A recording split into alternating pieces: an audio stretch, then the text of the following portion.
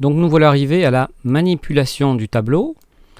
Donc on va voir un petit peu comment on accède aux données en fait qui sont dans le tableau. Et puis on va regarder un peu comment on peut afficher justement ces données, comment on peut boucler aussi pour afficher les données. Voilà, c'est ce qu'on va faire immédiatement. Donc on repart sur notre petit navigateur. On va sortir une console. Hop là. Voilà. Donc du coup, la manipulation d'un tableau. Alors le tableau, les tableaux sont en général sont des objets qu'on va considérer un peu comme des listes. Hein. Et il y a plusieurs méthodes qui existent dans JavaScript pour pouvoir incorporer, exécuter des opérations diverses, parcourir, modifier ces listes. Alors il faut savoir que dans un tableau, ni la taille ni les types des éléments ne sont fixés. Ça veut dire que la taille peut être très variable. La dimension d'un tableau donc, peut varier en fonction de ce qu'on met dedans. Donc elle peut augmenter et diminuer à tout moment en fonction des actions qu'on fait dessus. Et que on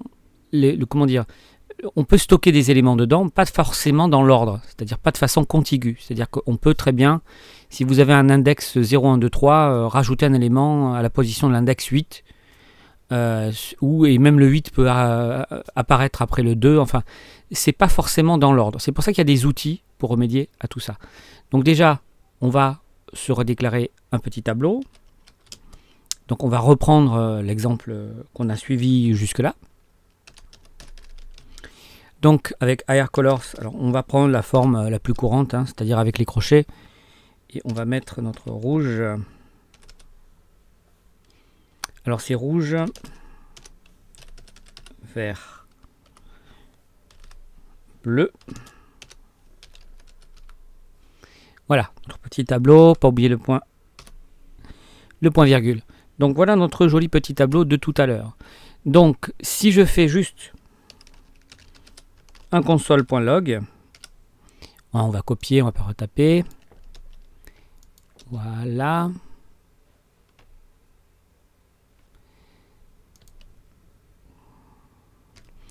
Voilà, si on fait un console log, comme on l'a vu tout à l'heure, on obtient des informations, donc on retrouve l'index avec les valeurs et la taille. D'ailleurs, la taille, hein, c'est pas très compliqué à faire. Il suffit, par exemple, on va reprendre le console log et on va rajouter au tableau, on va lui dire tout simplement length. Et il va juste nous afficher la taille du tableau. Qui est 3. Hein. On peut le vérifier ici, puisque le console log nous l'a déjà montré. Donc ça, par exemple, ça peut nous servir dans une boucle, comme on va le voir sous peu. Voilà, puisque on récupère une valeur de la taille d'un tableau sans la connaître, en fait. Hein. Voilà, juste par l'utilisation de l'int. Voilà, donc ça, c'est assez pratique. Donc précisément, comment on va pouvoir afficher ces valeurs? Eh ben, on va utiliser une boucle, comme je viens de le dire. Donc on va faire un petit for. Donc, var ou let. Moi j'aime bien let aussi. Let i.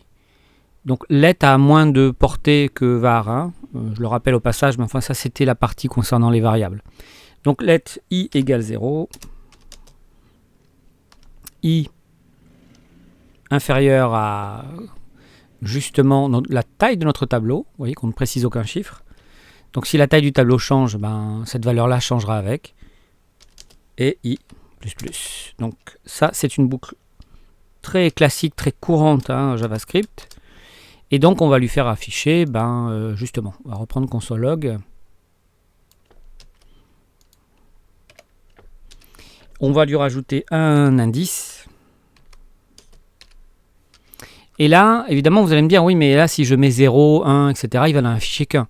Et donc, pour parcourir le tableau, on va utiliser i, puisque i est égal à 0, et que i, chaque fois qu'il va faire un tour de boucle, chaque fois qu'il va itérer, vous savez qu'il va être incrémenté, on va lui rajouter 1, hein, l'incrémenteur il est là, et donc chaque fois qu'on va rajouter 1, donc le premier passage ce sera 0, puis 1, puis 2, etc. On va le lancer pour le montrer, voilà. Donc, Voilà, il a affiché les valeurs. Alors si vous voulez, on peut le refaire. Et ce coup-ci, on affichera non seulement les valeurs, mais aussi la valeur de i. Donc on va simplement rajouter i, plus, on va mettre quand même un petit séparateur. On va concaténer un petit séparateur, genre, je sais pas moi, comme ça. Voilà, donc on a bien notre variable i. Donc c'est là qu'on va avoir apparaître 0, puis 1, puis 2, etc. On a concaténé avec les plus un petit séparateur comme ça en string. Et puis ici, on a notre tableau qui reprend i. Donc on va bien voir que le i ici, le i là, c'est le même. Hein.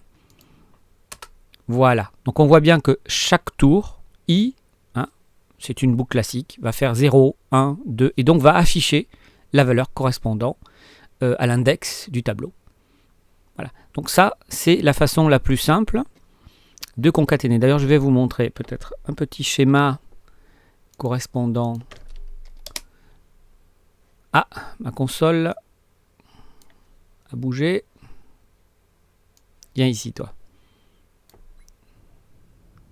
Ah, ma console a bougé. Alors, c'est pas grave. On va recopier le bout qu'il y avait. Voilà. On va remettre le i.